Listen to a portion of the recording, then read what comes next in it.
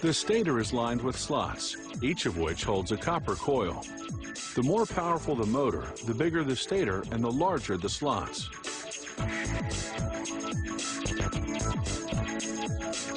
The first step is to line the slots with insulation. This insulation will keep the voltage confined to the coils.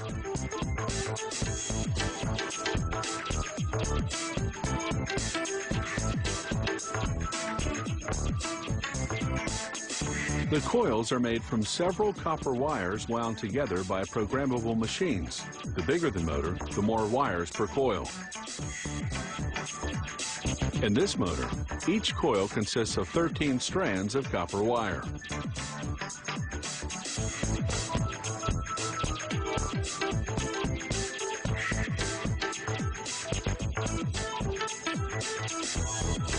Now, workers tie the coils. This prevents the wires from unraveling while being inserted into the stator slots.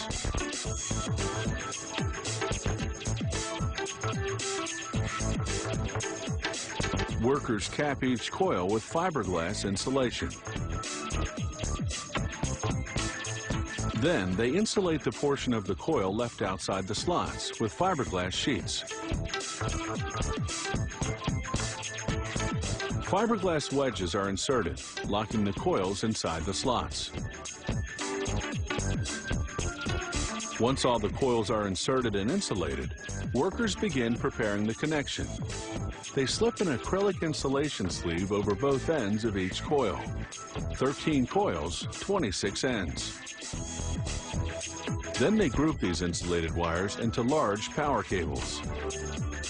The number of wires per cable varies according to the speed and voltage of the motor.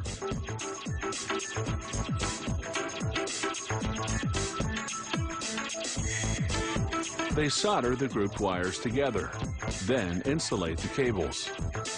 They tuck some inside the stator and leave others accessible to be attached to a power source when the motor's installed. Now, using a cord made of heat and chemical-resistant polyester, they bind the coils tightly to ensure they won't move when the motor spins. This unit of bound coils is known as the stator coil. They now submerge the stator in a polyester-based varnish and vacuum it right through. This thorough penetration makes the stator coil moisture-resistant.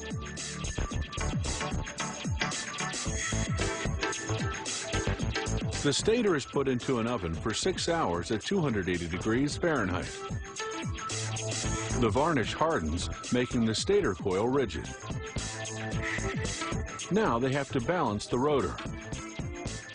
If it's off kilter, the motor will vibrate, hampering performance. They balance it the same way a mechanic balances car tires, only with 100 times greater precision. Now they slowly slide the rotor into the stator. Careful not to damage the stator coil. The rotor will turn on steel bearings. They heat these bearings to expand them, so they'll install easily. Then they blow on cold air to shrink them to a tight fit. It's the same process with the motor's back cover.